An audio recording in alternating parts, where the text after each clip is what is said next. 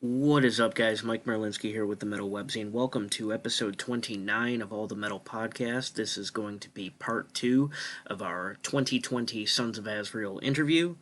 Our special guests are Greg DiPasquale, who played guitar in Sons of Azrael, Derrick Sadkowski, who was on drums, and Robert Steinwandel, who was on bass.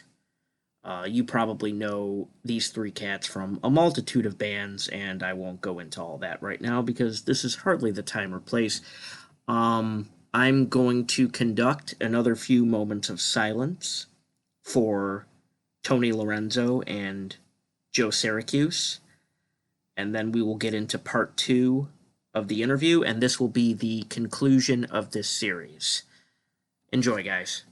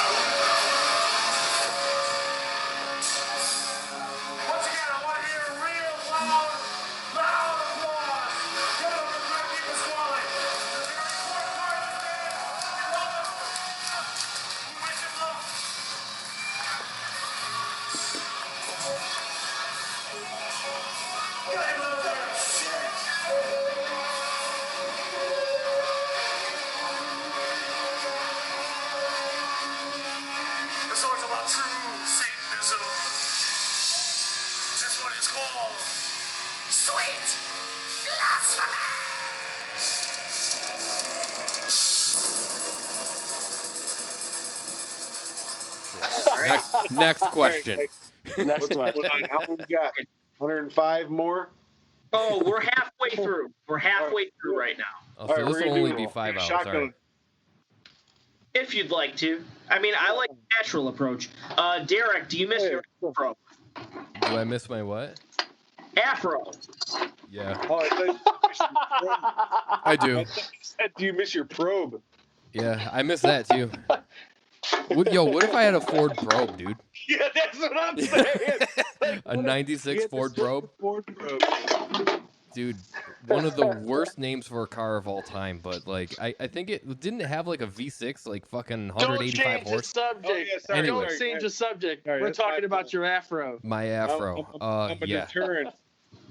No, I Are you- 100% miss my afro. I have your puerfro. my Extra prayer fro. long XL. Yeah. I do. Yeah, for sure. I mean, I started balding when I was like 21 and just started like shaving my head and shit. Shame. Right. Every once in a while, I'm like, damn, dude, if I still had hair, I'd be killing it out here. At 21, holy fuck, I couldn't even imagine. Damn. You didn't have to imagine, dude. I was sitting in. I didn't I know was. you started balding. I thought I was you just there. got rid of it one day. Front No, row. I started balding. Yeah, we were front row. That's crazy. Holy shit. Yeah, you were sitting directly behind me in the van, pointing at my head like, "Hey, he's going bald." Oh, no. Holy shit. Oh yeah. I can't wait until you go bald. When do you know? I'm gonna point at your head and be like, Bobby's going bald. When do you know? His When I'm sweet gonna- revenge. I'm gonna breathe into your ear, Oh, no.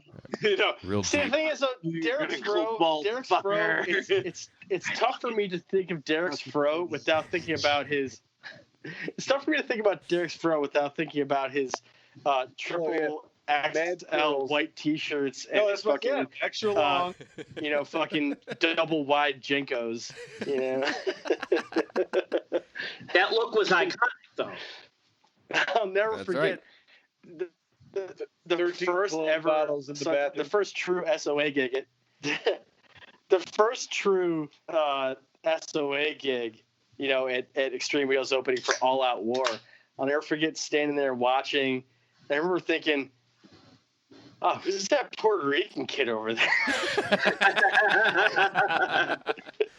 He's killing it on fucking drums. I was like, it was. To be fair, I mean, it was a different time. Obviously, I was a lot younger, but it was like there wasn't like I was just remember thinking like, who's that Puerto Rican kid? Does he know this is like a fucking metal gig or something?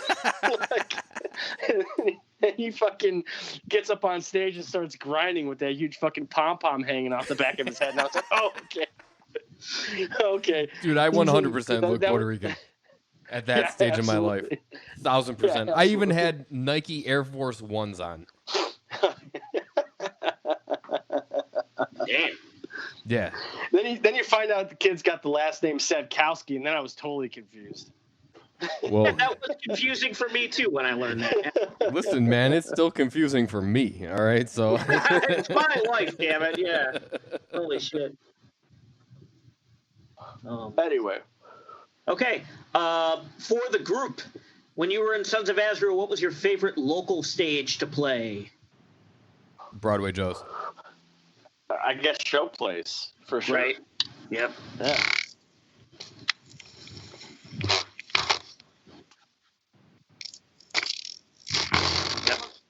The hell is going on here? Oh my God. Bobby, you look so different. We have an audience. What happened to you? Right. Oh yeah, she cut her hair. Look. I can't see. I can't see. For those that don't know, we have a video chat going at the same time that I'm grabbing the audio. Bobby just turned his camera around. We're looking at his beautiful, wonderful family Yes. and his arcade games. And his sweater that he's wearing in the middle of July. There it is. That is a gorgeous sweater. And what looks like a central air duct in the background. Yeah. All right. Oh, sure. What are you doing? I'm trying to be slick with it. Is that sweater from Norway? Must be. Oh my goodness! Look, she also made me a Black Russian. From the Vikernes Oh, collection. shit. Is that a Vikernes collection? It's like the Pee Wee Herman shirt. You open the closet door and you're like, oh, boy. it looks like I'm wearing the sweater vest today. Oh. I thought that joke was going to go in a much different direction. Yeah. What was the question? Your favorite Herman show. collection, you open the closet. Laddie. I'm just gonna leave that one alone. Show? Anyway. Favorite local stage. No, favorite stage. Oh. Favorite venue in Buffalo.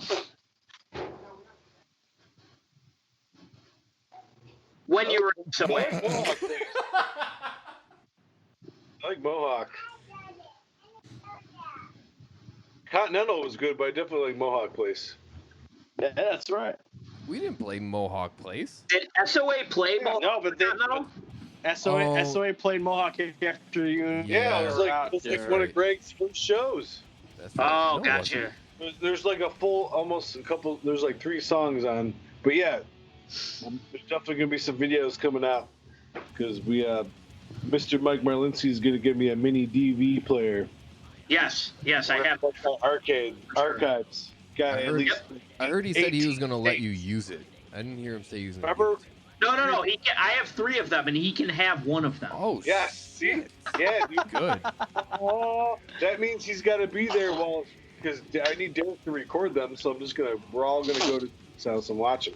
Plug them While you bitches into your record. computer, man. Yeah, I know, for sure. Show. I got you. I got Yeah, you, fam. 18 tapes. I remember Tony just setting up tripods of like full sets in like Vegas and stuff. Good. Yeah. Good.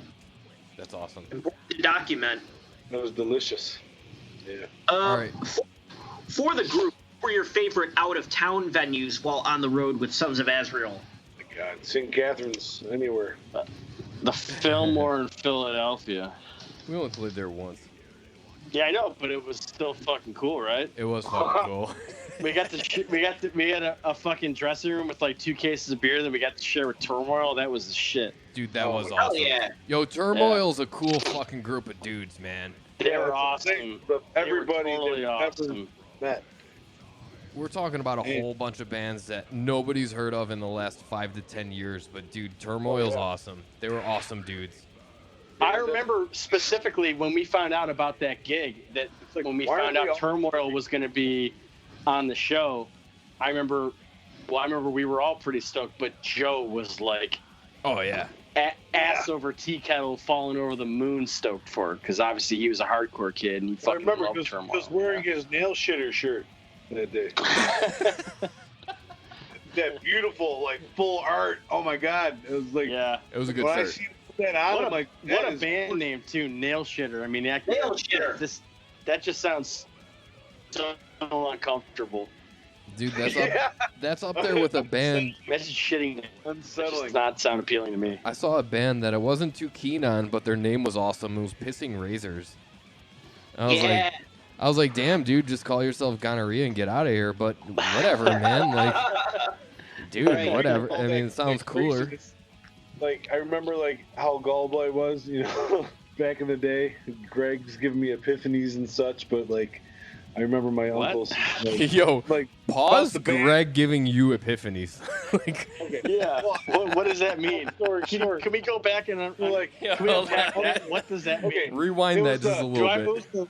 Do I possess that kind of power? It was like, Bobby, what was the okay, this is enough. Was it the Crucicunt shirt? That shirt was awesome.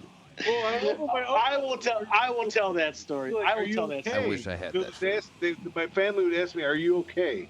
Do you need, you know, what are you talking about? Are you in danger?" I remember awesome riffs, and like I had no idea what they were, you know, what Joe was writing about. Half the time, you know, I'm just well, you know, I did, but you know, I was gullible. I was too busy playing riffs at all times. But I remember them asking me like, "Are you all right? You know, are you troubled? You know, do you need help?"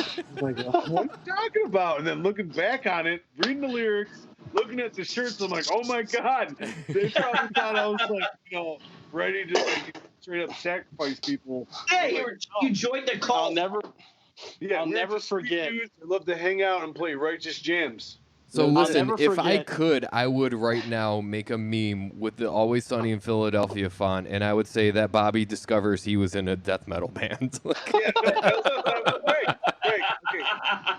Yeah. Okay, Greg, you remember that? I remember the story. I'll tell the story. Okay. I remember there was a time period where Bobby didn't have a ride. Like, so dude, what's the last straw? So I remember he like laid it out for me, and I'm like, well, yeah. I remember I picked Bobby up from his house to go to practice when we were in practicing in Kenmore, and we were just talking about stuff that was going on with the band, and we were talking about, you know, just general stuff, and somehow the topic. And this was after Jay Galvin had given us the design for I guess what had begun to became known as the Crucicunt design. And I remember, like, somehow the topic of Joe's lyrics came up, and Bobby was like, yeah, I'm cool, just as long as we don't push it too far. And I said, Bobby. I was like, whoa. I remember I said, Bobby, we just put out a T-shirt where a woman is pulling a crucifix inverted out of her vagina. I think if your concern is us going too far, we've already crossed that bridge. Yeah. God, it's like That was the best. like grabbing a runaway freight train. I was like, Bobby, if that's not not too far, then you shouldn't be worrying about that. Yeah, I don't. I think if the message was a little bit different, maybe things would be. One word band name would be awesome. Thinking back on it, but you know that's neither here nor there. I would never change anything. But yeah, the name Sons of Azrael, the Sons of was set in stone because that was when Tony and I were like super big into Metal Gear Solid 2. So Sons of Liberty came out and everything. But I don't know. Azrael was just...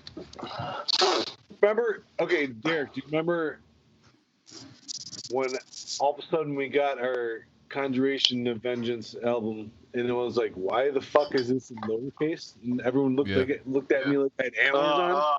The cover sucks. Dude, I'm gonna go on record and say that cover's fucking terrible. That the other day, actually. No, I'm like, is there an elephant in the room? I'm like, who said this was okay?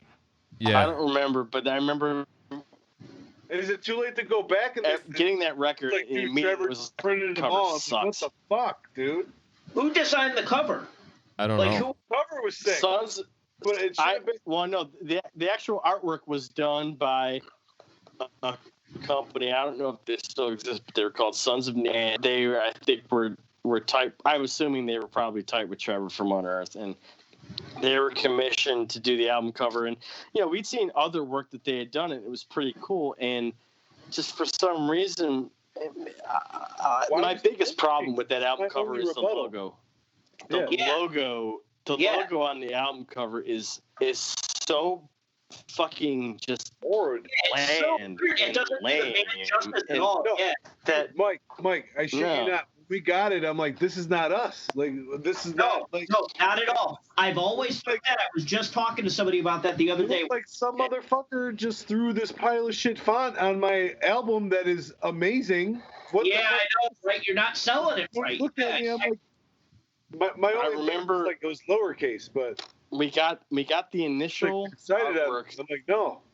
Or we got the initial artwork, and there was the logo that ended up being on the album cover was not the initial logo that was on the first run. They had given us, like, the Sons of Nero had done a full design. They'd done the artwork for the cover and the booklet and the back cover, and that was all cool and stuff. But they came up with a new logo for the band, and it was kind of like a plain font, but it was kind of off. It was different.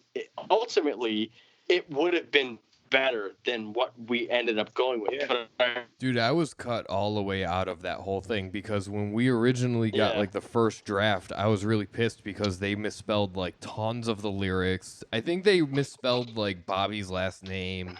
We had a lot of like credits, shout outs and whatever, and they misspelled like really like just shit that was like really.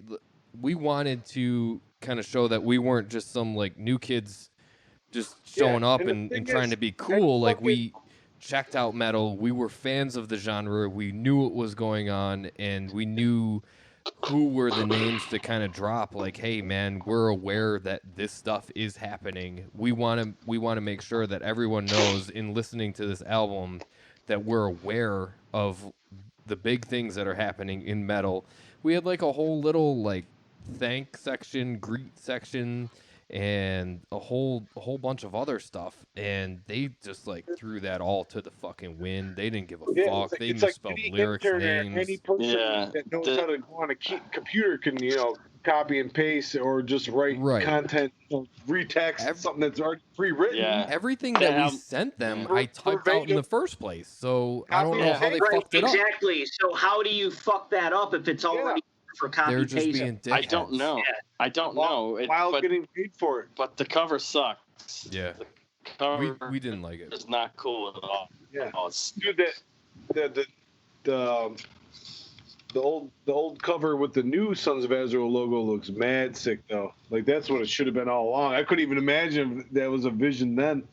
But the end logo, the last logo, that's what's up. That one was awesome. Yeah, that one was killer. That's the one that should have been on the album cover for the debut, but for whatever reason it wasn't, and it sucks. And I'm not a big fan of, when people reissue records or they re-release records, I'm not a big fan of like remixes and stuff like that or new artwork, but I would absolutely be a hypocrite. And if that record was ever fucking repressed, I would definitely fucking put a different logo on it, because the logo that was on that album cover is just complete shit. It sucks.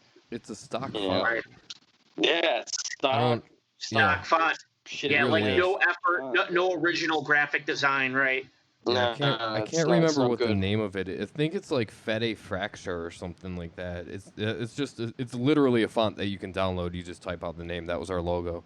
But the one that you guys are talking about was a guy from Rhode Island that like train hopped over to Buffalo, hung out for a little while, and just drew our logo. And then he was like, hey, you can have it. I took it, transposed it. I actually went to my mother's work, scanned it on a fax machine, emailed it to myself, put it in a pirated version of Photoshop, and I made it. I made it a little bit different. I took it from like being on top of each other, and put it into like a straight line. And that was the logo that ended up like really catching on because it was awesome. Yep. There was one amendment to that logo. I'll never forget. There was one amendment to that logo that was made by All In Merchandising, and And I remember talking to Tony about it when we got that merch run with them, and they kind of gave Tony. I think he stopped by the gas station when I was at work, and he had like pictures of what they were going to send us for the merch designs, and I was like, we were talking about how the L, we kind of.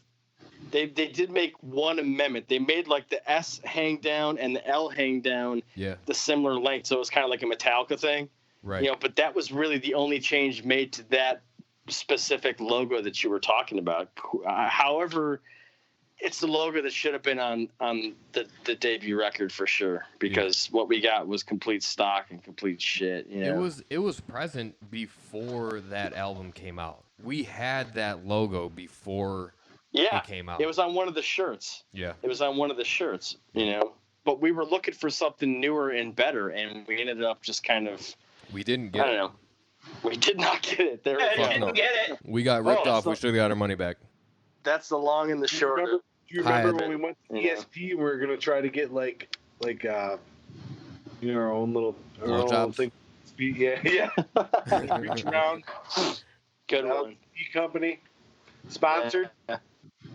So what do you think they said? That they're not that sick, or were they like they're not going to last? That was in Florida or something, I think, right? I don't even remember. ESP was California. Finally picked it out. And they're like, we'll be back. And they're like, no, I don't know. Yeah, whatever. Because we had it in with Brian Werner. Why is business decision for them? Yeah. Tony and I had a PV deal. That was pretty cool. Yeah. Yeah. Yeah, you guys were endorsed by PV. Yeah. That was awesome. And our artist rep, and this was a big fucking deal for me. Our artist rep was Dave Ellison of Megadeth, because he was working with artist representation at the time.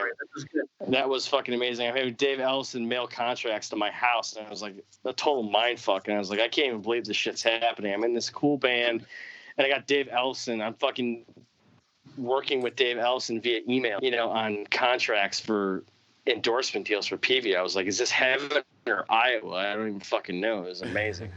Fuck yeah. Bucket list shit. Yeah. That's really fucking cool. Yeah. Right on. We ready? Yeah. All right. Yeah. Specifically for Derrick and Bobo, what was the early songwriting process like with Tony, and did things click right away? Obviously things were firing all engines like from the get-go. It would totally be Derrick and Tony at the most part, hanging out all the time, scaling Derrick's porch to wake him up at like 2 in the afternoon. Yeah. The crack of noon. It was like Derrick. It was like you, Corey, and Tony jamming in your bedroom, right? Yeah. The very beginning. Dude, there was one time, I'll never forget this shit, dude. I left so this is a crazy story. Do it. So it was a year after high school, and I was seeing this girl, and she used to sneak over at all hours of the night, morning, whatever. So I would leave my porch off of my bedroom. There was a door onto the top porch, and I would leave that unlocked, and she would climb up and climb into my bed. I don't need to fill in the blanks after that. It was awesome. But the one night I did that, I didn't get woken up. And it was 10 o'clock in the morning or 11 o'clock in the morning when I did get woken up by Tony playing the loudest cymbal with the loudest pair of drums at the same time. He played a blast beat with the bass drum, snare drum, and a china. The loudest possible thing that you can do. Blonde haired baby dread Tony. This is 100% true story. I to this day, I still have heart palpitations because of what I went through. I thought I was dying. I thought that somebody had dropped a fucking bomb on my house and I was going to die. It was single-handedly the most ridiculous thing that I've ever woken up to in my life, aside from that homeless man that was trying to crawl into our van for no reason at all in, like, California, wherever it was, or Texas. But it was seriously one of the most ridiculous couple seconds until I figured out what the fuck was going on. But getting woken up to a fucking blast beat is the most ridiculous thing when you think that you're going to get woken up by something much more kind. And and that really I don't even know what sucked. the question was anymore. Blowjobs and blast beats. Like once The a week? question was, what was it like writing songs with Tony? And I guess I summed it up. I guess I kind of summed it up. But I mean, to answer the question fully, it was Tony and I met a really long time before Sons of Azrael was a thing. When we first met, I was actually playing bass. He was playing guitar. I thought he was awesome on guitar. He I was. like, holy crap. You remember how sweet those Craig combo amps were when they got them? I'm like, this is it. Dude, listen, that's the thing. Listen, that's the thing. This is it. This thing sounds phenomenal. No, those amps sounded like shit. Dude, no. But when it Those came out, no. Those amps sounded like shit. It was Tony that sounded good. oh, He yeah. made those amps sound that good. The great combo amp sound awesome. Dude, exactly. That's I know. that's what I mean. I know. I vowed never to play guitar, without Tony. But then, Yeah, well, you gotta do what you gotta do. So the writing process, the jamming process, we were friends before we started really honestly writing songs. He ended up becoming like my brother. So writing songs with him was like, I don't know. I've never felt anything like that prior to or after. We could look at each other. He would. I remember we would jam for hours. And he would look at me and he would just do a little thing with his hand, like, "Hey, let's get this going." And we would just fall into a complete. He would start playing a completely different riff. I would start playing a completely different drum beat, and it always matched up. It wasn't like a part that he was playing that required like a blast or something, and I wasn't playing a blast. It always lined up every single time. It was like this weird chemistry that never failed. There was this science between us that just didn't stop. It every time that we jammed, it just happened. And there were times that he would literally say, "No, I need you to play this." And some people, creative or whatever have you, would say, "Nah, dude, I'm not fucking. Don't tell me what to do, dude. I'm not." And I had some of those moments. I just had to, kick up some dust and whatever, and I'd end up playing that part exactly how he described it anyway, because it was the right drum part for the song. But to kind of give a short little overview, dude, it was like for those people that have, say, motorcycles or cars that they work on their projects, when everything's running right and everything's great and it's shifting good and it's rolling down the road exactly how you want to and it's perfect, it was like that. For those people that are, out there playing music on those good days where you can play all of those riffs that just, you're like, shit, dude, I'm nailing every single note, every single tempo, every transition. I'm not flubbing a damn thing. I could be recorded right now and people would say, holy shit, he's the man.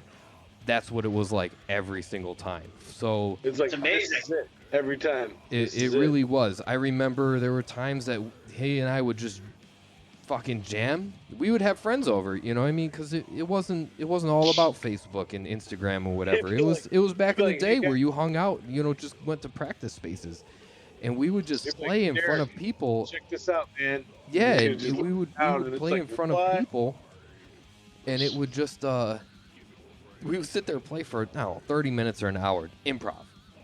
And people would just sit there with their fucking jaws on the ground like, holy shit, you guys, what song was that? And it's like, no, it wasn't a song, this wasn't dude. Pre-written, right? No, it was just us just jamming. So, I mean, it was like nothing I've ever experienced. It's nothing I'll experience ever again, to be honest. No disrespect to anyone that I've jammed with since or in the future. It's just we were friends for so long. We're best friends. So, I mean, it just, we listened to the same stuff. We jammed the same stuff. We admired I met Derrick and Tony just as they turned 16, I think, or 15. Yeah, 16. yeah. We met each other when we were 15. Watching you guys play in Wayne's garage across the street from me. Yep. On my lunch break. Yep. I'm like, I don't know how to play anything, but I gotta do something with these guys. So yeah, sorry to hijack the shit out of that topic. No, it's fine. No, yeah. well, that was what needed to happen. So Yeah. That's perfect. right. So it was awesome. Okay, so one more for Derrick and Bob, and then two for Greg.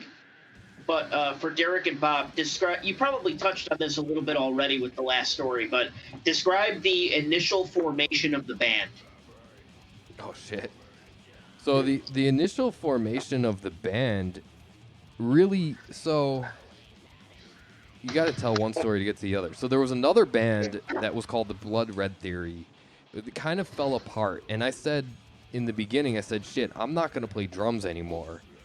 And I think actually, Yeah, how'd that work out? it looped around because it worked out perfectly. What are you talking about? Decision ever. It worked out perfectly. Everything fell into place after that. Yeah, drums are mad gay. So I said I wasn't into it anymore. No, They. Okay, Greg. Sorry. No, sorry. Greg Bobby shakes his head in disbelief of Bob's words. Sorry. End quote.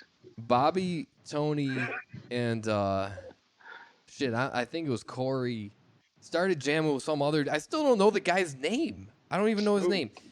Ooh. The drummer that you had in the band. Remember, we were all jamming in my bedroom, and then TJ. What was his name? TJ. No. T-Feds. No, dude, that guy sucks. No. The first drummer. No. The first drummer was me, right? I was playing your bass. Yeah. I think we're just hanging out. Right. Because you said you didn't want to drum. All right, that's where we're going right now. Yeah. You said you didn't want to drum. We're in this dude's basement. He's playing drums. He's just hitting them like, it sounds like wet, I don't know, wet. Farts. Yeah, it's just, wet upside down paint pails. That sounds like trash, but I don't know. Yeah, I'm playing. I'm like, I don't know what the fuck is going on. So, I start playing and playing and playing. Anyway, I don't know how. Long story short, we're hanging out with Derrick and jamming in his mom's house. I don't know how. I don't know what happened in between that, but it was like, I remember After Tony that. and I just running from the drummer's house. I'm like, we gotta get out of here. After that, you guys played with some dude from Elmwood Village. I can't remember his name. See? Yeah. No, there was some dude. Maybe Tony was making it up. Maybe there was no drummer, and he was like, yeah, he's awesome. He's better than you. That sounds actually. What? That does kind of sound like. Yeah, actually, now whatever he said before that may have been true or not, but better than you was always a false statement. So. Listen, thank you. But apparently there was another drummer that I am just now finding out today. No, Derrick, you quit the band like 7 times. Tell him. 17, actually. I was counting. Yeah. And we had to try everybody. They're like, oh, this is it. I remember some drummers be like, you don't even look like you're into it, man. He told me. And I'm like, what does that mean? That's weird.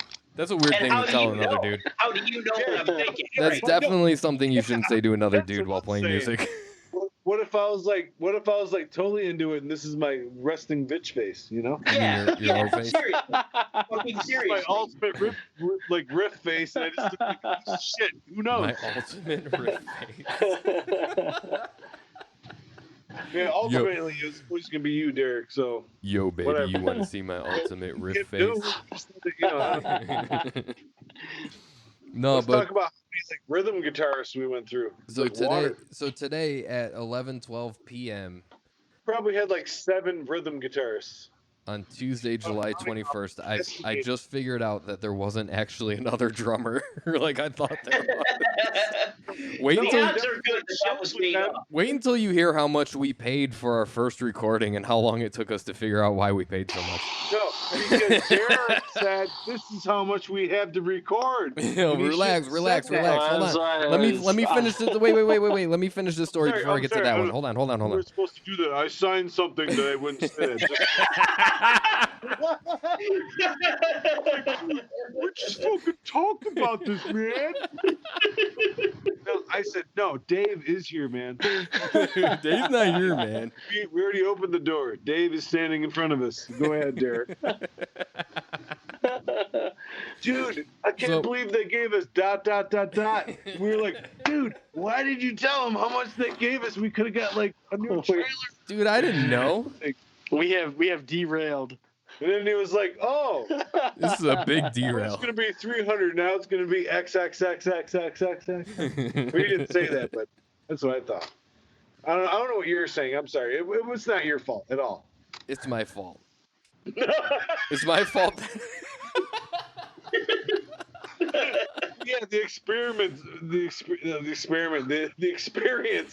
was amazing. I don't remember the question. It was on Grand Island, right? That was the thing. Yeah. I don't. What the fuck was the question? Hold on. Am I too loud? No, really. What was the question? I really need it again. Yeah, no. What was describe the initial formation of the band? Oh my The God! initial formation. There we go. All right. Yeah. Right. So, we originally formed a band, and we called it. Tony and I formed it.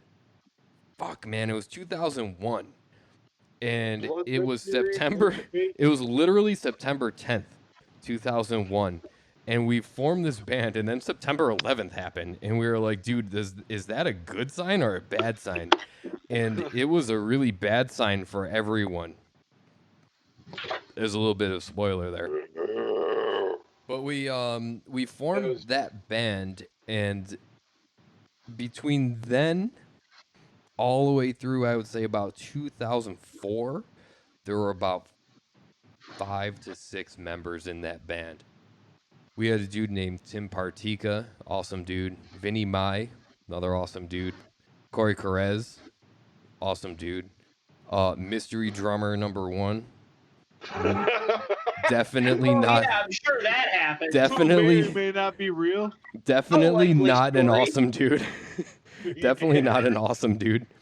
We had, I think, do we have 2 singers? No, we only had. We had left the band too, and they're like, "Go ahead." We I'm had like, Marco. Go ahead.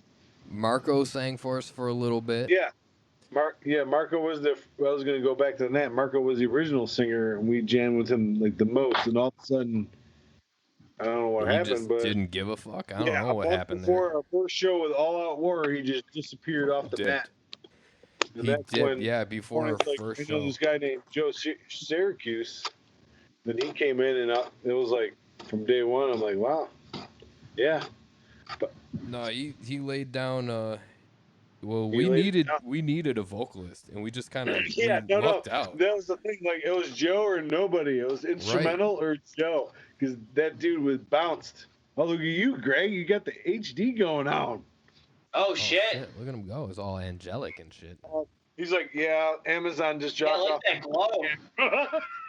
He's glowing. Greg's I know, glowing. hey, I love it.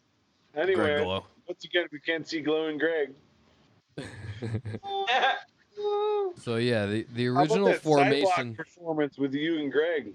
That shit was just like awesome in Tom Austin, Texas. Waits. Yeah. Yep, I remember that. I remember that. In the game, coach. It's totally like that high school quarterback thing. You know?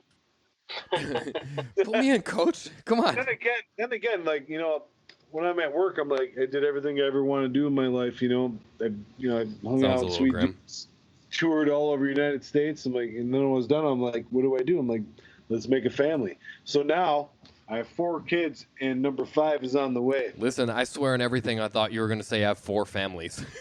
I have 5 kids and 6 baby mamas. Big love. No, that's Big awesome, love. dude. Congratulations. I'm actually Mormon. I have 15 wives. That's My fucking house is hilarious. magically... Oh hell yeah. No. No, congratulations, man. Yeah.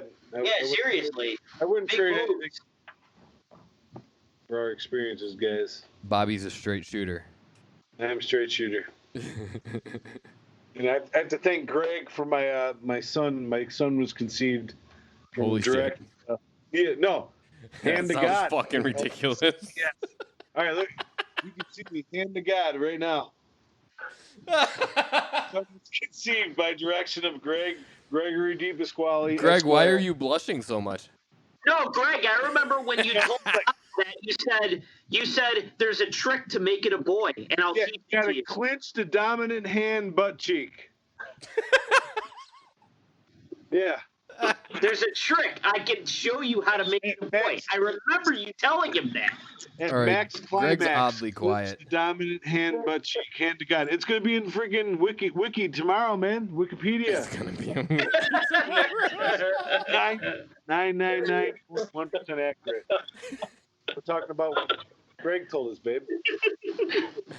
Hand to God. Yeah, there's a trick to it. Yeah.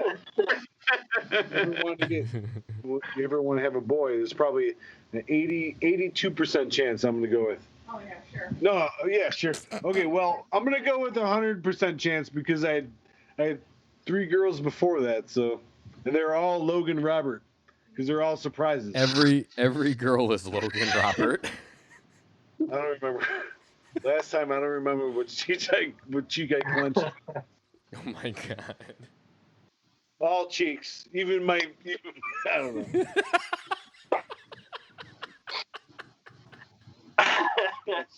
Lily's down here. She's on the iPad. Holy shit. Anyway, what was the question again? We always. Oh, he answered it. We're gonna be Derek like, answered this already. I answered it like 3 times. He talked about the band before the band, and that was the initial formation of the band. And then we somehow started talking about your butt cheeks and how Greg gave you a little boy. Yeah. gave me. I'm just glad that Greg was able to come through for your family like that. Bobby, I remember one time I said, "Dude, you're weird," and you said, "No, I'm awesome." Yeah. What if I'm the normal one and everyone else is fucking... Greg keeps spitting on his own penis. He's got a spittoon. Is it gold, copper? What is it? Has it got rhinestones? Rhinestones. Rhinestone cowboy. Right? That's all I got. Anyway, what do you got? How many more you got? So that's Oh, how. we've got 12 more. We got 12 more. That's All it. right. All right. It's only gonna be a half hour, man. Well, we're I'm only just at kidding. 2.5 hours, so it's fine. Yeah. We're easily going to make 3.5 hours for this one. No, we can take our time. Can I go get something to drink? Or... All right, we don't need to take our time because I got to pee and I need a beer. That's what I'm saying. I'm gonna go get something to drink. These next two are for Greg specifically. Okay, all right. See ya. I'll be back. Okay. I'll be back to butt in, and then we'll be like, what was the question, man?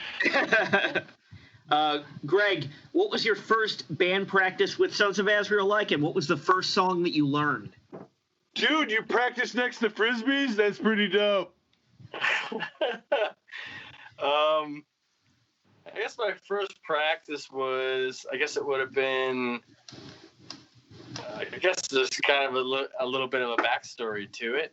I think it would have been August 2006. I worked at Mobile gas station on the corner of Main and Transit.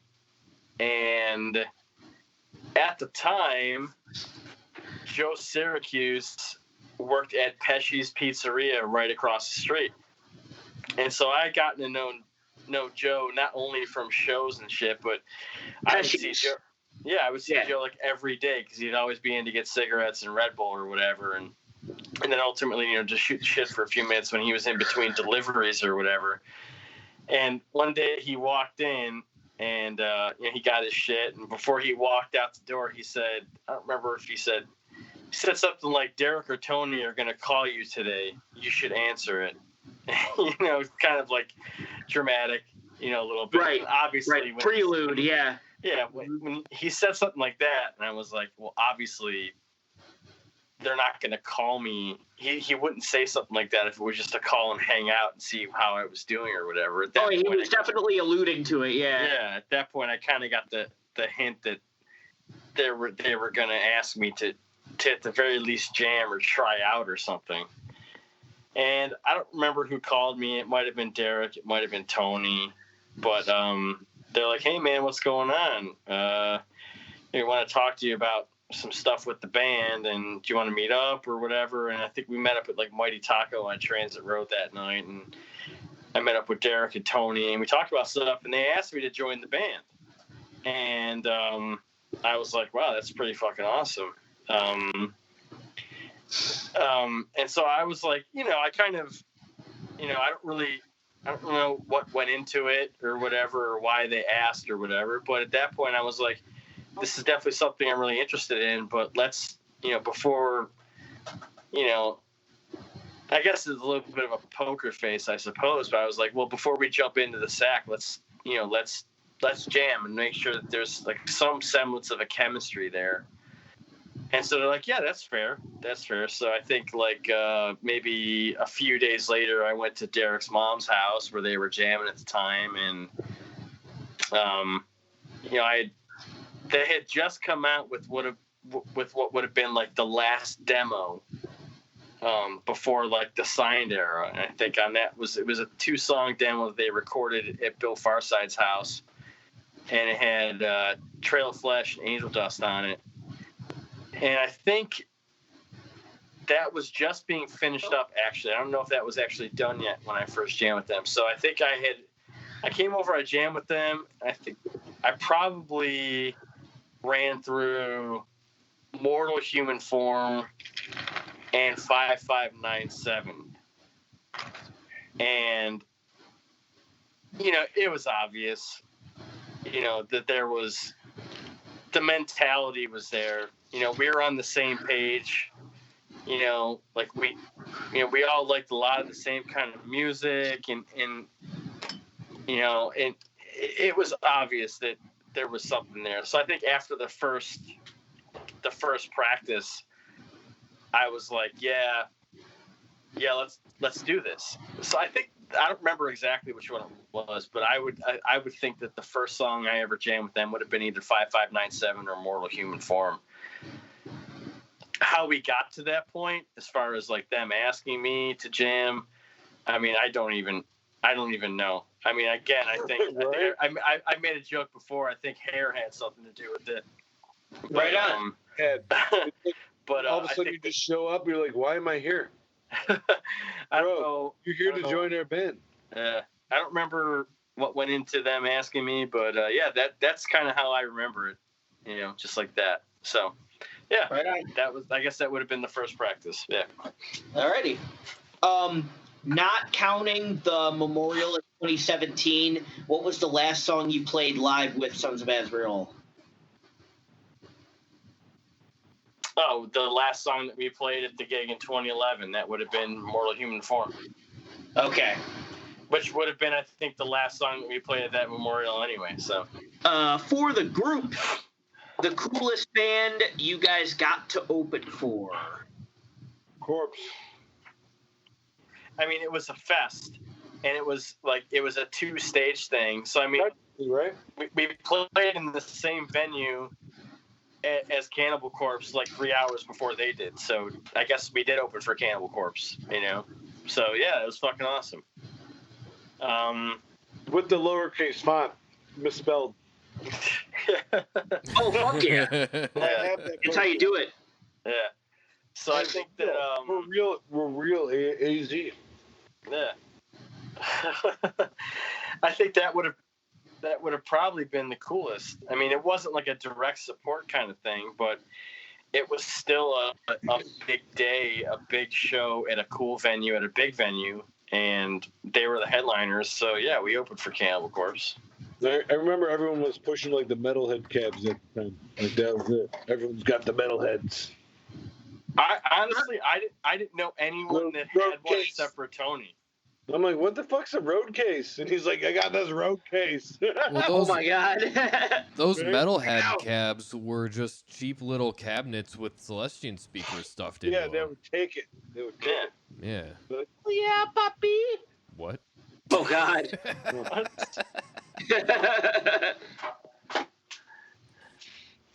Yeah, I don't know. I mean, if we want to be like more direct in who we're saying that we opened for, I guess I would say Unmerciful.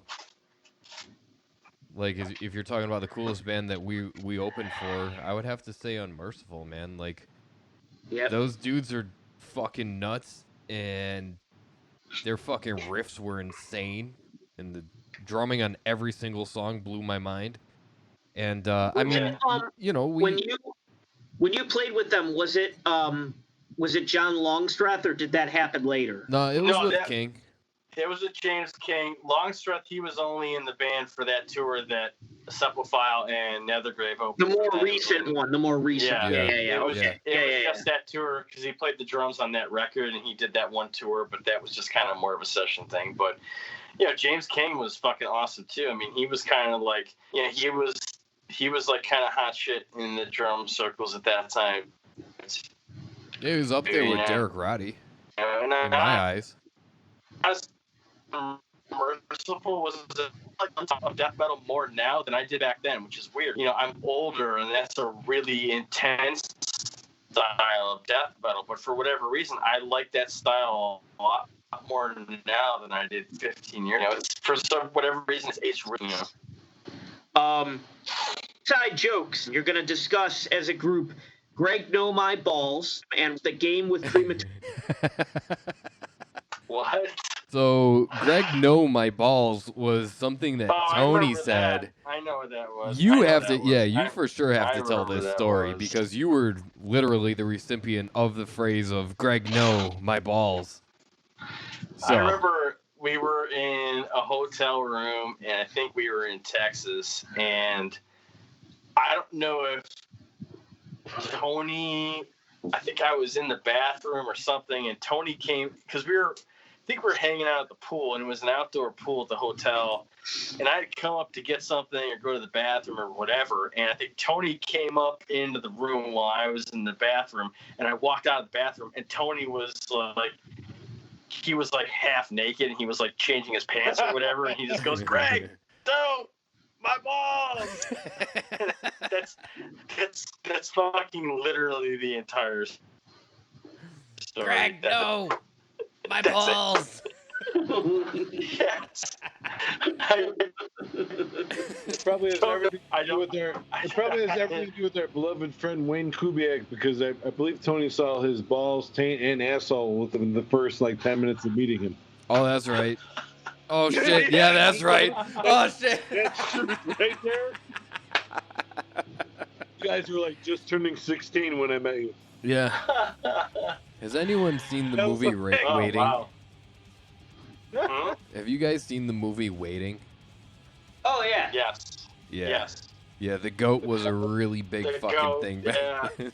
That's right. Yeah, it sure was. What was it? All right, so what was the next question? The game with crematorium.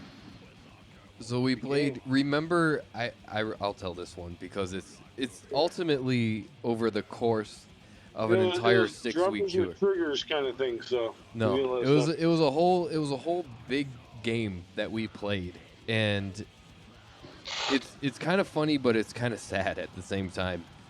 Yeah, that's right. The asshole thing. It is a game called Asshole, and everyone plays it now. But I think we were way ahead of that. We knew about it, but we had never played it to that extent. And I remember it was a thing. A whole bunch of dudes from LA just show up, and we're all just fucking hanging out, and they're just doing this weird thing with their fucking whatever, and they're like hitting each other, and they're dropping their keys, and they're picking shit up, and they're doing this and that, whatever. They're getting each other with this game. You just touch your index finger to your thumb in the shape of a circle, and if you can get somebody to look at it, you get to punch them in the arm. Okay, so everyone knows what I'm talking about. It's literally global. Yes. We were informally introduced in that in high school, but formally we were introduced as a way to pass time on our first tour with Crematorium, and literally that tour ended up at some parts of that tour were so bad that the only saving grace was to figure out a way, the most grandiose way to get each other in this game so that you can just tap each other on the fucking arm. And there were times that you would just walk up to somebody and just be fumbling with your keys because you just went into the trailer. You accidentally drop your keys and you I don't even know what it's called. You just throw out your asshole. And and everybody looks like, I got you, bitch. And you get to, like, you know, punch like 6 people in the arm. But there were times where if you could, like, string them together, like I got Taylor at least 3 or 4 times in a row. And he was like, dude, I don't know how you keep doing this. I'm walking away now. Like, why do you keep getting me with this? This is ridiculous. I'm like, dude, you're just too easy, man. I'm sorry. So it was kind of fun because it brings it back to that year, those years, that little span of time in the early 2000s that were still something like PSP, pre-PSP, iPod, cell phones, all of that technology, where you actually just had to be present. It was more of like an innocent and naive time where you just made these games up with your feet, your hands, your hair, your outfit, your whatever, just to get a laugh, just to entertain yourself and others. And it was one of the last semblance of that kind of era and human interaction. Now everyone's on their phones, you know, hey, check out this meme, check out this video, check out this thing. So it was really kind of cool. I thought that was worth bringing up because it was really funny because of the ways that we got each other, dropping stuff or tripping, acting like we were going to fall, doing crazy shit just to punch each other in the arm when we're sitting there looking at a promoter that's driving away without paying us in the middle of middle America. Hit them, man. Well, yeah, if you can put your finger in it and you can break it, then you get to hit them. Yeah, if you pierce it, if you penetrate it, you get to hit them. Yeah. I think that's once, but if you break it, you get to hit them twice. I can't remember. It was some kind of weird shit, but that was like from start to finish. That was the one constant. Like things got really cool, and we made, you know, a decent amount of money one night, and then the very next night you're playing in front of the other bands and you're making no money. Yeah. But that was always there, so it was cool. I remember going like absolutely apeshit ballistic in like Louisiana in front of like the owner of the venue and like 3 people. Yeah. That was when Tony was like laying down. So Tony was basically laying on top of his rack mount. You know, and I was going like apeshit ballistic, like it was sold out. And everyone else was like, all right. That was definitely got paid and everything, but I was like. They remember me to this day. I bet. That was definitely not a great show. I remember that one specifically. That one was pretty shitty. Yeah, for sure. Yeah, it was like Baton Rouge, right? Yeah, it was Baton Rouge. Yeah, that was actually we played that venue twice. Yeah, the first time through was like a battle of the bands. It wasn't that bad. The second time I think is when it was fucking. No. Or maybe it was the other way around. It was the first time around was awful. The second time around was like a battle of bands, so there was a lot of people there for that. Yeah. That first time, I remember everybody was just sitting on the drum riser, like, "Can we go home now?" But you got days like that, and then the very next day, there could be 100 people waiting for you. Yep. Greg, was there ever a point when you had longer hair than Robert? Yeah, definitely. Yeah? I think it was... I just don't remember that, but I'm sure... Get the fuck out of here. No, you didn't. I think at one point we actually measured... We lined up on a wall and we tilted our heads back, and I think I was... You lined up on a wall and tilted your heads back.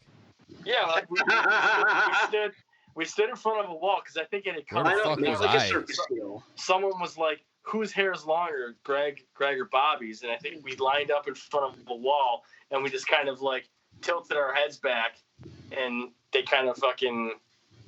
Damn, it would have been close. That. My hair was pretty possible because my head was shaved in like I don't know, 01, 02. Well, Mike, you remember me in high school? My head was shaved like all the time. Yep. Yeah, but Bobby, that was like very short. That was like 7 years before I was in the band. Yeah. Yeah. So. Yeah, I don't know. You know. I don't know, man. I don't know. It might have been. It was probably close. Yeah, my hair at its longest was probably to my waist. You know, which was like, thinking about that now, holy fuck, shampoo. I was going through fiscally that hair that long is irresponsible. You know. the amount of shampoo that was involved in a shower routine, it like just took fucking forever. For the group, what's your favorite memory of Tony on stage? Oh man, I thought you were gonna say favorite ice cream. Favorite Tony memory on stage and favorite Joe memory on stage. And favorite ice cream. And favorite ice cream. I remember Joe just grabbing kids' faces and just screaming into their face, like fucking grabbing them. Yeah, screaming into their face, Joe and these kids are just like, yes. Joe kind of had like all a the thing time about him. It was like we got to like complain one time. Oh, we got to complain a couple times. Yeah. Joe kind of had like a vibe about it. It was kind of like obviously he had grown up going to shows, and he had like a mix that was like kind of had like a Danzig vibe to him and like a Vogel vibe to him, and like he kind of had like a brooding kind of vibe. Like he wasn't like he would never jump around. He was just like everything was very, very methodical with him, and he always just went out there to look very, very intense and intimidating. You know, like he had like just like a great vibe as a front man. Like everything he did. I met him, I thought he was like 8'5". No, hand to God. He was like 5'10". Every move he made. No, I thought he was taller than you, Derek.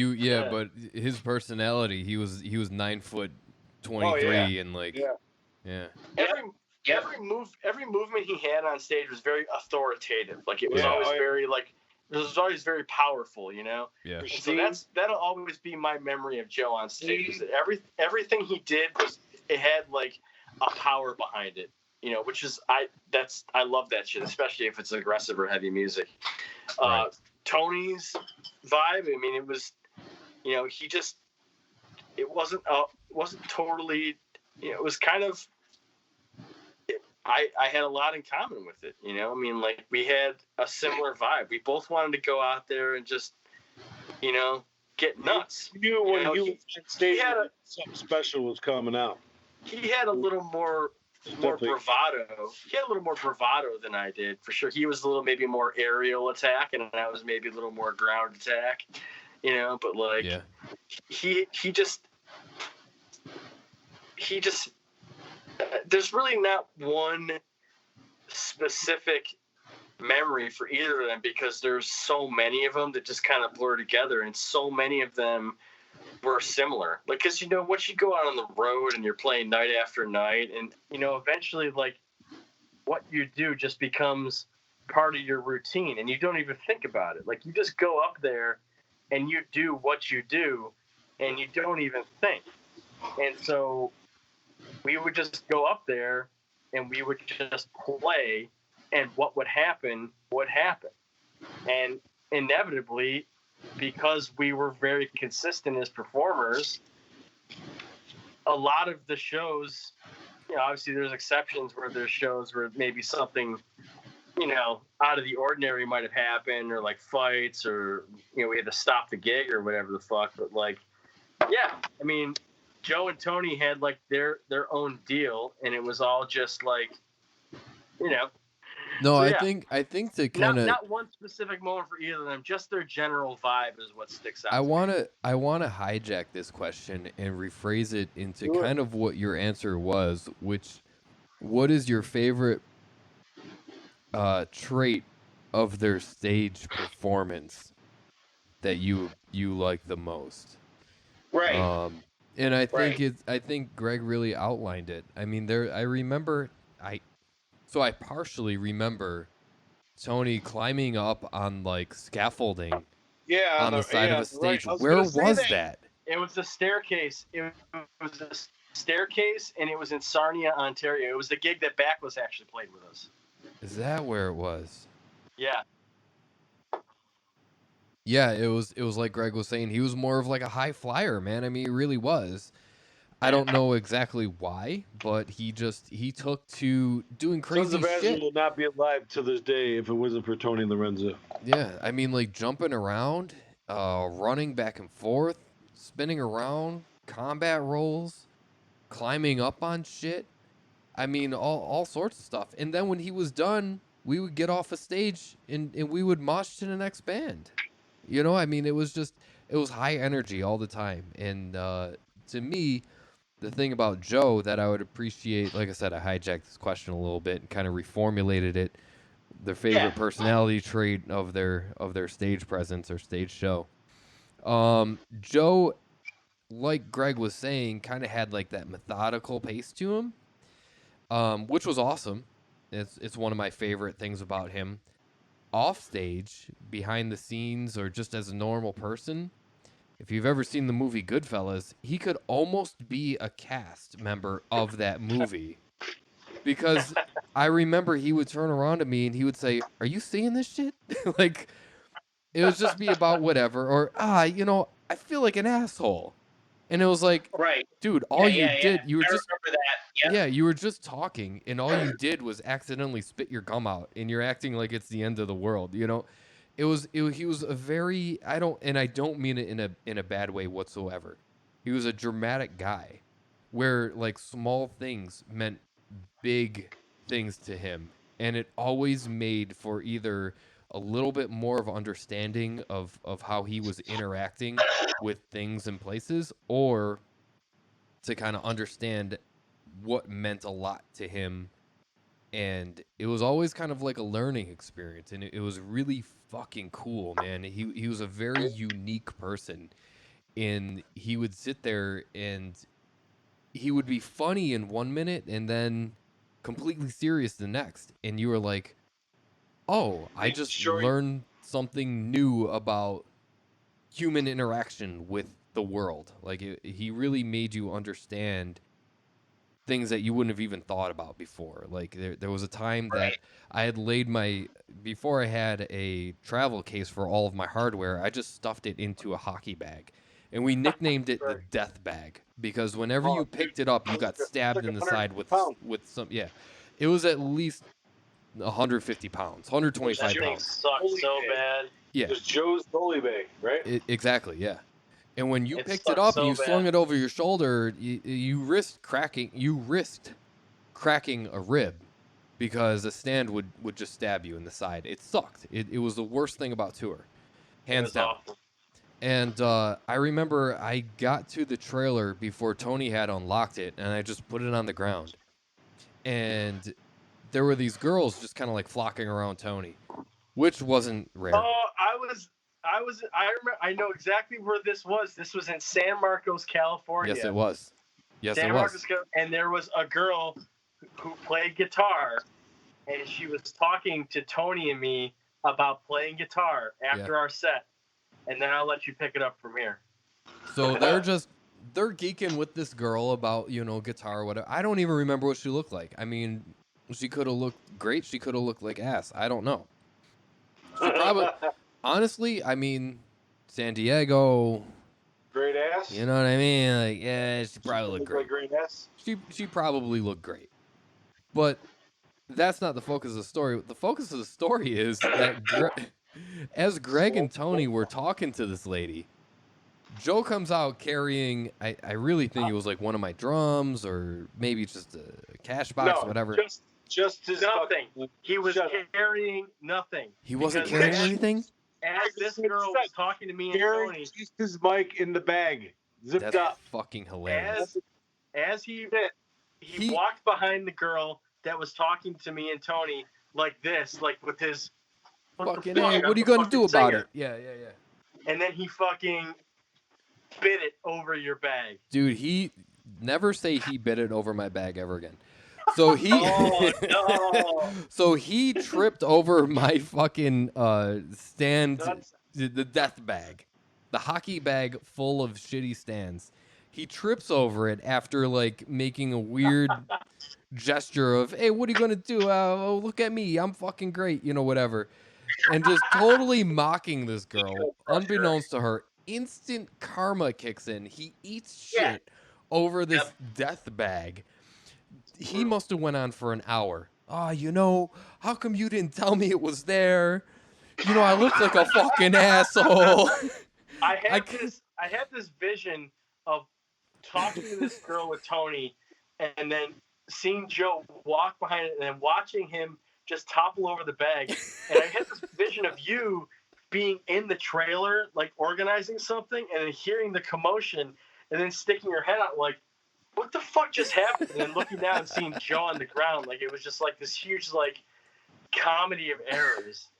He felt very, very cartoon-like. I mean, so glad you fucking brought that up. I'm surprised his shoes didn't fucking fall off. I mean, seriously, everything about it was just so animated. It was hilarious. Right. It's one of those things that you probably had to be there. Yeah, but really, it was like he stepped on like 48 banana peels in a cartoon or something. Yeah.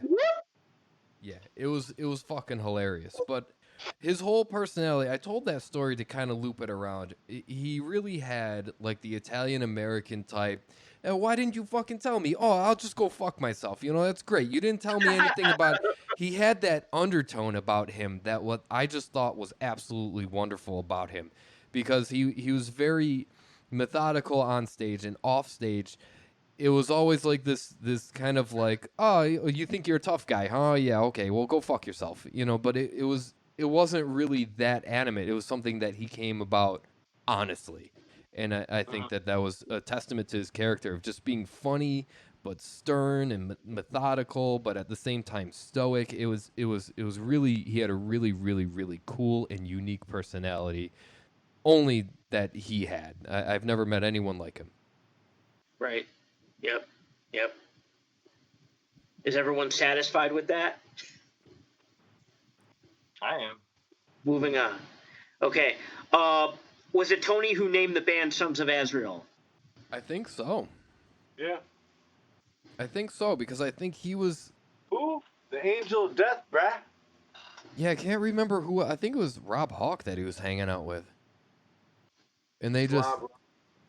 Was it Rob? I can't remember, man. But he came out... I remember he came over to my mother's house. He was like, yo, get on your computer. I get on the computer. He's like, yo, look this up. All right. So I'm looking up. I'm like, well, that fucking sounds badass. He's like, yeah, we're the Sons of Azrael. And I was like, oh, all right. Well, shit, Angel of Death. There actually were like 4 or 5 disciples, you know, that whole deal. So I was like, oh, okay. Yeah, fuck yeah. Right I can't argue with that one. I was like, are you sure? He was like, you got a better one? I was like, no. Fuck no. Grandchildren. Yeah, it was Tony. It's Tony, All as right. far as I know. Right. Okay, whoever remembers it the best, talk about the Fresno, California incident with the selling of merch. Oh, shit. All right. Well, I guess He waited until we unloaded everything to tell us that we could not play that evening. Next question. It was because we pulled out our shirts. it was pretty ridiculous because they told us that. Because he was a totally cool stand-up guy, and he was talking to us like an hour before we loaded in, right, Greg? We showed up. Well, it was. Here's the thing. It's was really like, easy to. Here's the thing. It's really easy in this type of situation to take like the token metal guy stance and just fucking, vilify the. You weren't sour or anything. Who was involved in this shit, but like, it was bizarre at first because we unload all of our merch. And then we get word from the promoter, because it wasn't the promoter, it was the owner of the venue. We get word from the promoter that the owner says we're not allowed to sell our merch in the venue because he's, Christian or whatever. And that we're not to play any songs that involve, any sort of anti-Christian or anything, satanic, which at that point was probably like 90% of our material. It's the catalog. Yeah. And okay. It was a whole fucking right off catalog. the back, right, the merch thing, okay, there's a point there, I get that, but what the fuck does this dude know about our music and our lyrics that he would even be able to stop us from playing this stuff? How the fuck would he even know what our songs are about? It's not like we have... just don't introduce the songs. Just sing. We don't have clean melodic vocals. I guarantee you he has no idea what the fuck that we're saying. So then... That was always a little suspect to me. Yeah, of course. And so, so then shit goes down, and we just kind of, we kind of put our foot down and say, no, we're just not going to play. But to his credit, I mean, the guy really the owner wasn't like a cock about it. He was a stand-up guy. He's like, listen, I'm not for the crash tonight. I get what you guys are doing, and I respect your ability to have this stance, but I own this place, and this is antithetical to my beliefs, and I just don't want to have this kind of stuff here. And he wasn't a dick about it. He was rational, and although I didn't agree with his point of view, it's tough to get, I mean, it was definitely irritating, but it's tough to get too pissed about someone who is being respectful about, their different view.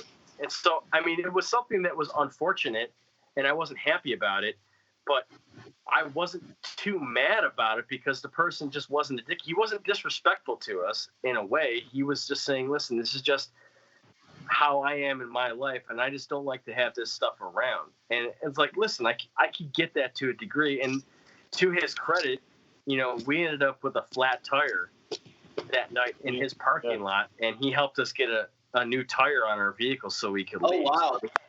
So wow, it's not like this guy was a total. He just gave us a German tire.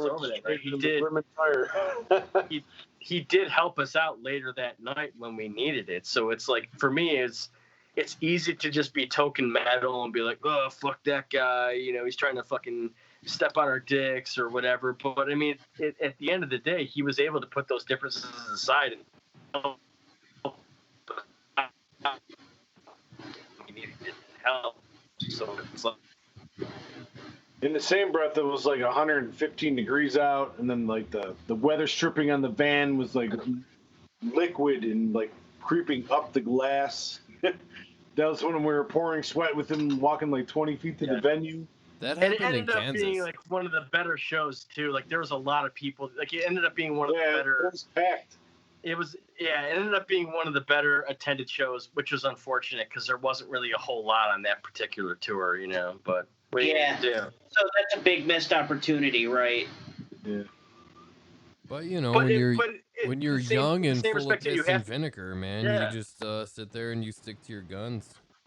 In a business, for lack of a better word, in a business where people are always trying to get one over on you and take advantage of you, and you're 3,000 miles from home, you do have to draw a line at some point and say, no, this is acceptable or this is not acceptable, because it's like that old cliche: if you don't stand for something, you'll fall for anything. And at some point, you do have to say that even if we are just barely making it from show to show financially, you do have to stand up for yourself, even if it is in an aesthetic way, and even if the person is being reasonable about it. You do have to say, well, okay, if you're saying we have to do this to perform in your building, well, then we're going to be selling ourselves short as a band and ethically. So it's like, well, then we don't accept those terms. So we're not going to play, and we're going to just sell merchandise if we can outside of the venue. Right. Like, you do have to. It's a balance. You do have to figure out where your line is, and you have. So you didn't play that night? No, we didn't. You didn't play? Okay. Yeah, that night we were the ethics of Azrael. We didn't play. Right on. Describe the first SOA show with All Out War at Extreme Wheels. Terrifying. Just kidding. It was the best moment. Terrifying? I had no hair. The crowd was absolutely jam-packed with like everybody we ever like hung out with at the time. It was epic. It was more than just the people that we hung out with, man. It was like fucking 400 people. It was like anywhere between 300 and 400 people. I remember we got shit about it actually, because we were like, or people were saying like, how the fuck did you get on this show? It's your first show. Why do you have so many people that know you? It's like, hey man, we were putting in the work, we were hanging out, we were showing people what we were about, and we had a whole lot of people coming out and watching us practice, and networking, I guess, is really what you would call it. We just called it hanging out. I thought it was mega huge when we landed Vinny Maya as our guitarist for a while from Afro. Yeah. I was like, whoa, this band Azrael, which is freaking awesome at the time. We thought we were. Yeah. I mean, they were a great band I remember, yeah. for the time and what they were doing. I actually and have all a that. funny Yeah. story.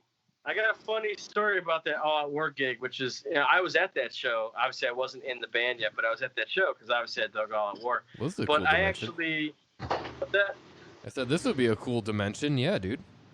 yeah. Roll So it kind of backtrack a little bit. It's kind of ties itself into something you guys were talking about earlier. But because I worked at the gas station, right across the street from where Joe worked at Pesci's. So I would talk to Joe all the time, like almost every day at work when he would come in or whatever. And I'll never forget Marco. I think Marco also worked at Pesci's or had a job near there. And so I knew both of them. And I remember, and Tony worked at Media Play for a little bit. Yes, so he did. all of these dudes would come in, and obviously I knew Tony from shows anyway. I knew Marco not so much from shows, just from coming to the gas station.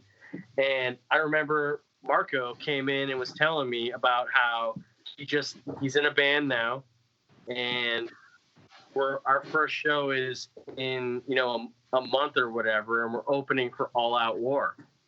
And I was like, oh, dude, that's so fucking sick, man. What's the band? And he said Sons of Azrael. I was like, oh, I think I saw something about that on the Buffalo shows board, And then, like, I was like, oh, congratulations, dude. That's going to be an awesome first gig.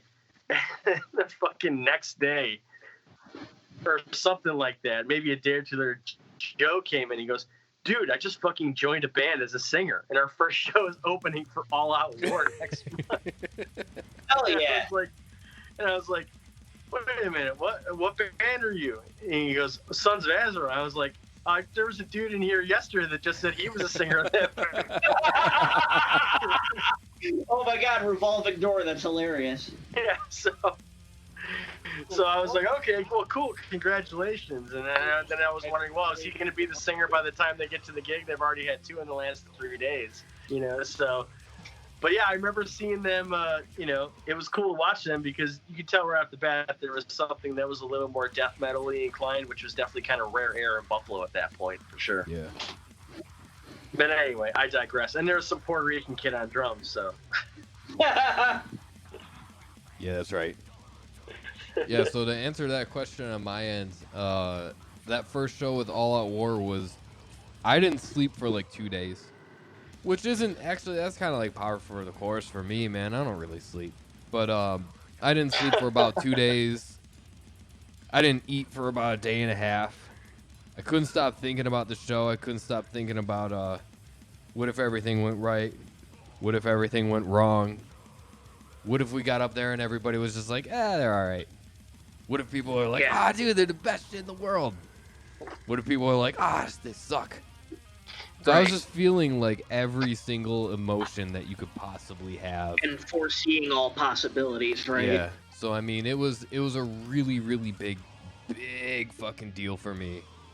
And when I got up on stage and looked at all the people that were there, I just instantly, I was like, holy shit. Like, the gravity really, really, like, kicked in. I was like, man, these people are all here.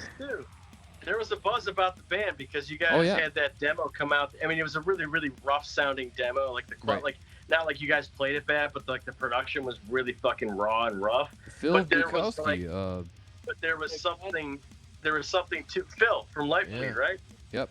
Yeah, and I still have that shirt. But it was really, really cool. It was really cool. It was raw, but it had an energy to it. So I remember there being like a buzz about the band pretty quick. Yeah, we kind of played. We lucked out, and we ended up playing the card. It was like beginner's luck on like poker.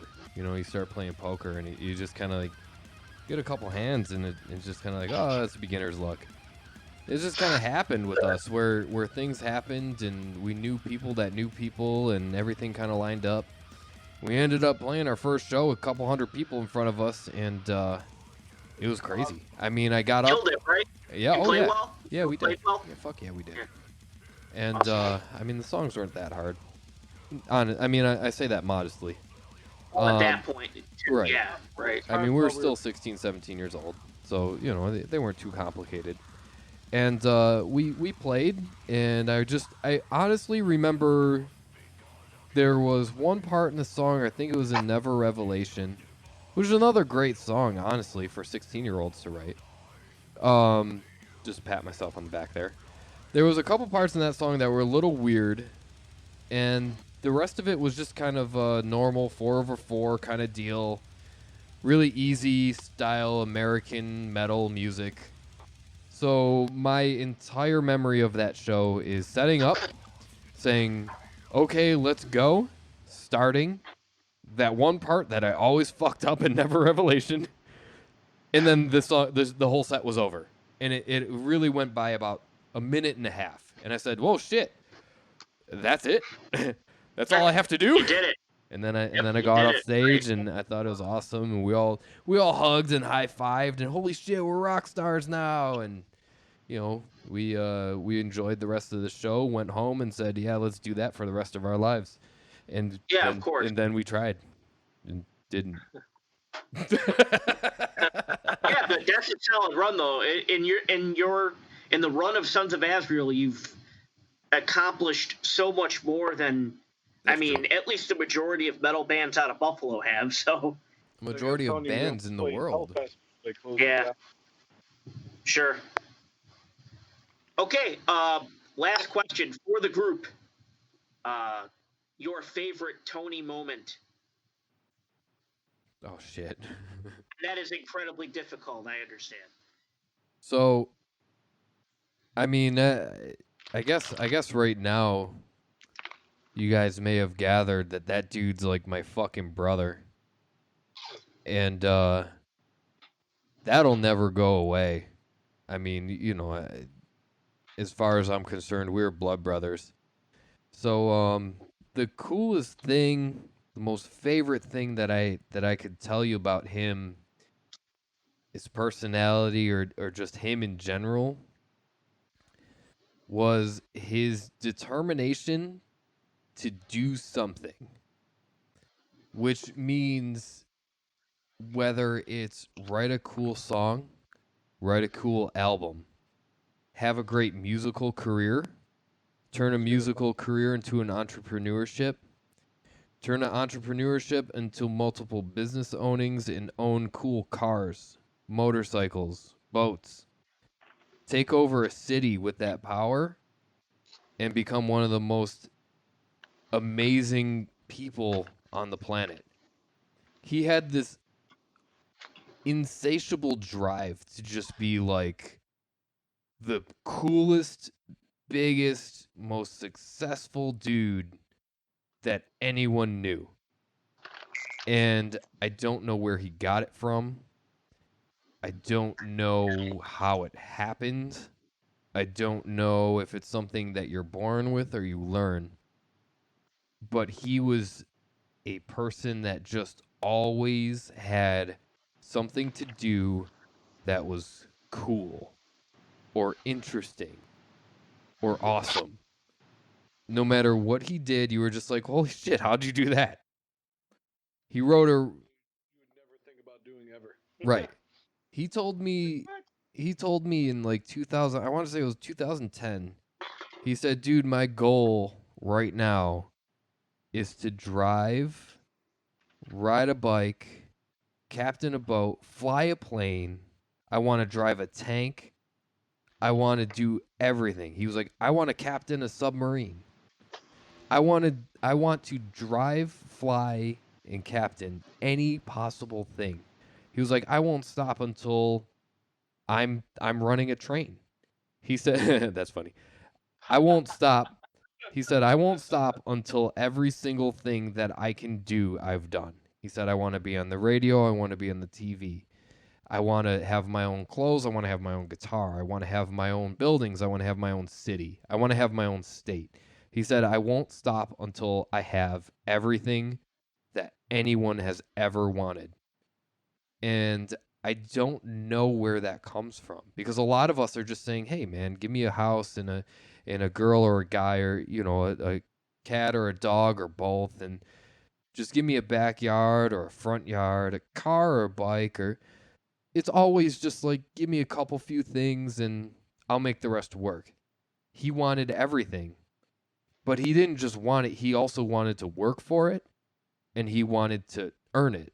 And that was one of the things among many that I really, really, really honestly just appreciated, admired, somewhat envious of, because I don't know where he got the drive to do all of that stuff. But it was really incredible to see him come from the kind of kid that he was, turn into this, just for lack of a better term, incredible person, entity that you just couldn't help but gravitate towards. It was You want to be around all the time. Yeah, I got to watch that from when he was a short-haired parachute pant wearing sunglasses kid to the long dreadlock like rock star. I got to see all of it. And it was like the coolest thing ever. So it was probably his absolute determination to take over the world. Basically, if I had to sum it up, that's the number one thing that I miss and admire, and that was my favorite thing about him. I think Derrick just answered for all of us. Sorry. Yeah, that was perfect. That was pretty much perfect. Love you, man. Love you too, man. Yeah, that was fantastic. I think that's pretty good, huh? Yeah, I can maybe add to that, maybe a little bit. The thing that I liked the most about him was that he had a little bit of a fucking attitude sometimes. And he had it in a way. He forced you to be your best. That could be both inspirational and problematic. And sometimes when you're in a creative situation or you're in a creative environment, you do need a little bit of friction and you do need a little bit of conflict. And when that happens, if you have the right type of personality, or you're with the chemistry of the people that you surround yourself with is right, that can really just be like a fucking, like the thing that just makes the whole thing go off, you know? And I know from my perspective that the relationship Tony and I had, more so when I was in the band than after, but it was kind of competitive. And I think that brought something out of me that I don't know if I've been able to kind of really, I don't know if I'll ever be able to have that relationship with anyone else, because I don't know if I could ever be that person ever again, because Tony kind of brought that element out of me. You know what I'm saying? Like, he was the kind of person that could, in his weird way, sometimes his fucking own irritating way, he would fucking bring the best out of you, because if anything, you would just want to fucking do so awesome just to fucking shut him up. Yeah. You know? And ultimately in a situation like that, especially if you're in a band, you know, that can be excellent. And yeah, sometimes maybe that can cross lines, and maybe sometimes that can be destructive. And in his and my case, ultimately it was. but when it was great, it's tough to bottle that. You know, you can't make that happen. It just happens, and it takes a certain type of person to make that happen. And I mean, there's people in this world who fucking drive you nuts that you want to have nothing to do with. And then there's people in this world that drive you nuts and they drive you to be better, and you want to be around that all the time. And Tony was the latter. You know, he didn't always make it easy, but he never let it be boring. So when I think of Tony, I think of it's impossible for me to think of one thing. Right. So Awesome. yeah. The feelers. Yeah. Feelers are gone. All right, favorite ice cream. Chocolate chip cookie dough. Oh, shit. Solid. Yeah. Cookies and cream. I knew it. Also, I fucking knew it, dude. You're a cookies and cream guy all day, dude. I don't mean anything weird by that. I'm just saying that it fits you. It fits you. It can be weird. It still works, right? Well, yeah.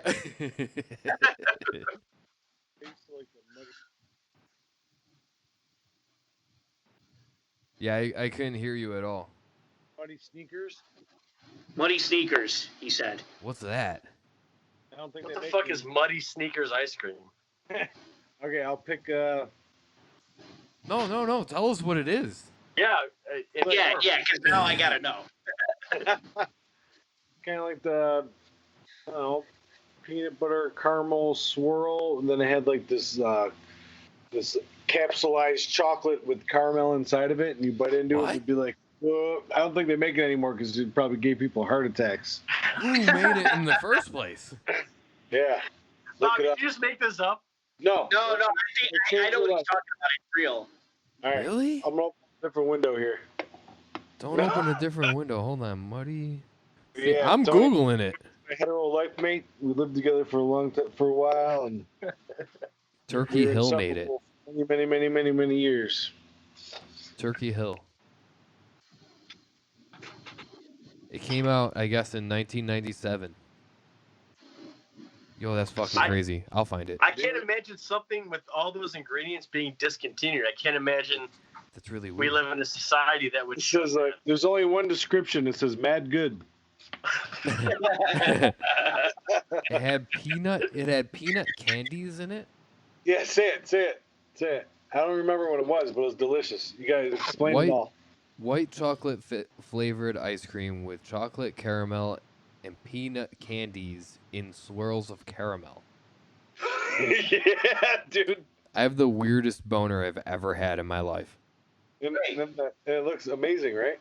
That's a Yeah. pretty weird boner to have. But I No, it's can't say you're erroneous. Encapsulated. It has 30% of your saturated fat intake per 2/3 of a cup. So not even a cup of it gives you fucking 30%. Holy Diabetes. shit. I've been digging onto this chocolate fudge brownie almond ice cream by Ben and Jerry. Ben and Jerry's. By Mr. Hell Ben yeah. and Mr. Jerry. Yo, Hell it's yeah. mad good. Almond ice cream. Almond milk Cookie ice core, cream. whatever. Let me take it back. Heavenly hash. Heavenly. Yo, Bobby's on a different planet with this stuff. What is that? Bobby, there's no way Heavenly Hash is better than the fucking ice cream that you just described to us. Okay. I'm looking it up. The ice cream that you just described to us prior to Heavenly Hash, it's basically should just be called everything that's great about ice cream. Heavenly hash. No matter how cold it is, it's never really hard. That's the title of your sex tape. I just fold it up, shove it in. Whoa, boy. Oh, God. Oh, boy. Clearly. So that's chocolate ice cream with a marshmallow swirl, chocolate chips, and chocolate-covered almonds. Bush. So, no. I'm sorry, dude. Heavenly Hash isn't even fucking close to this muddy sneaker thing that you're talking about. No, I didn't say it was close. Okay, yeah, I should stick with muddy sneakers, right? Fuck yeah, you should. That's how I used to get all my stuff wrong. I never went with my first instinct. We've reached the end of the road. The end of the rope? End of the road. Hey. Yeah, man. Where's the applause soundboard, man? Oh, yeah. All right, yeah. Everyone, thank you for tuning in. We really appreciate the support. We'll see you when we're 70. playing our world tour. We're do our world reunion tour playing Scouting the Boneyard. Oh God. Because that's the superior album, let's be honest. Yes. When Gotta we're do it 60, Douglas. 65 years old, I'll look like Lars Ulrich on guitar. Oh don't my say God, that, on drums. Don't sell yourself short. So yeah, thank you. We were Sons of Azrael. Sorry, the first album's in lowercase. Sorry about the logo. Moral of the story is sorry. Yo, Yeah. thanks for liking Logo of Azrael for all these years. Yeah, Oh no. live Oh, stuff shit. coming. Thanks for hosting this, Mikey. Yeah. Oh yeah. No, this was good. I'm glad we did this. This was fantastic. In Yeah. conclusion, listen to Wormed,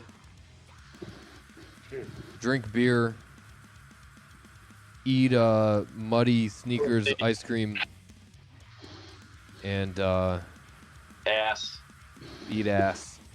Live Grab your fast, woman's eat ass.